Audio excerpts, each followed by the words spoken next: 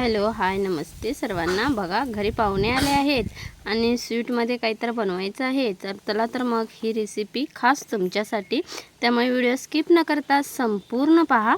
बघा इथे ना मी चाळणी घेतलेली आहे, त्याच्यावरती सफेद कलरचा म्हणजे आपल्याकडे जे रुमाल असतो स्वच्छ कापड कॉटनमध्ये धुवून त्याच्यामध्ये हातरायचं आहे। बघा एक लिटरचं दुधाचं हे दही लावलेलं आहे मी, फ्रेश दही आहे। जर आपल्याला करायचं असेल तर रात्री करायचं असेल तर सकाळी दही लावून ठेवायचं, त्यामुळे काय होतं दही आपलं आंबटही होत नाही। जवळपास 1 लिटरचं दही आहे। बघा हे आता मी छान असं चाळणीमध्ये ठेवलेलं आहे, म्हणजे कॉटनच्या कापडामध्ये ठेवलेलं आहे। बघा तुम्ही बघू शकता। आता त्या कॉटनच्या कापडाला ना असं त्याची ना म्हणजे हे बोलतात ना, असं म्हणजे एका जागी करून त्याची गाठ मारून घ्यायची आहे, म्हणजे जेणेकरून त्याच्यातील पाणी आहे ते पूर्ण निथळून जातं।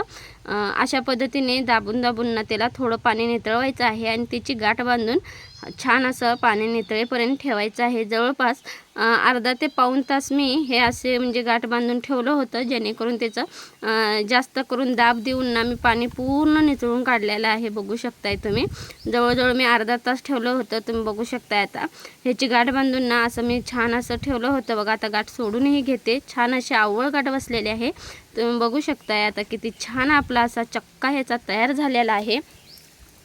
आणि खरंच चपातीबरोबर किंवा पुरी भाजीबरोबर, भाजीला काही नसेल तर घरगुतीच श्रीखंड खूप छान होतं हे। या पद्धतीने तुम्ही कधी ट्राय केला का कमेंटमध्ये मला नक्की सांगा। बघा आता चमच्याच्या साहाय्याने किंवा चमच्याने कसं होतं जास्त पटकन होत नाही, त्यामुळे काय करायचं आपण आपले वाटीन जसं आपण पुरण मॅश करतो ना त्याप्रमाणे वाटी घेऊन छान असं मॅश करून घ्यायचं आहे। बघा खाली थोडंसं मोठं भांडं ठेवायचं आहे, कारण काय झालं होतं माझ्याकडून मी थोडंसं लहान भांडं घेतल्यामुळे ना त्या भांड्याच्या पूर्ण साईडून ते असं लागलं होतं, त्यामुळे घेता वेळी ना थोडंसं मोठं भांडं घ्या। बघा आता हे साईडून पूर्ण लागलेलं आहे पुरण श्रीखंड, त्यामुळे मी थोडासा चक्का पूर्ण हे करून घेते।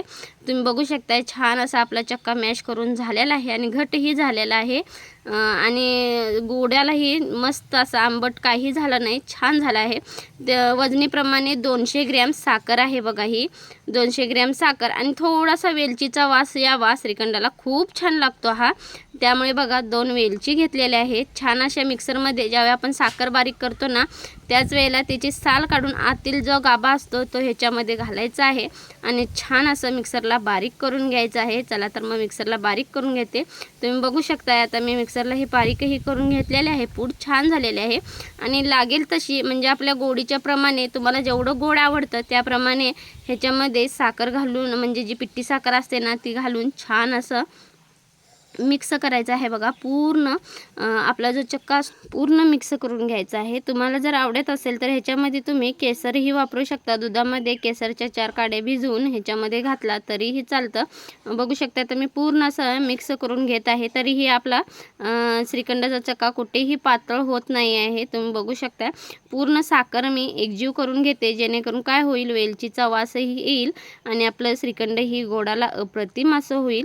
त्याच्यामध्येच आवडीप्रमाणे तुम्ही ड्रायफ्रूट घालू शकता, माझ्याकडे काजू व थोडे बदाम होते त्यामुळे घातलेले आहे। तुमच्या आवडीप्रमाणे तुम्ही ह्याच्यात आणिही ॲड करू शकता। चला तर मग अशाच माझ्या नवनवीन रेसिपी पाहण्यासाठी चॅनेलला लाईक शेअर सबस्क्राईब नक्की करा आणि कमेंटमध्ये मलाही सांगा तुम्ही या पद्धतीने कधी श्रीखंडाचा चक्का बनवता का।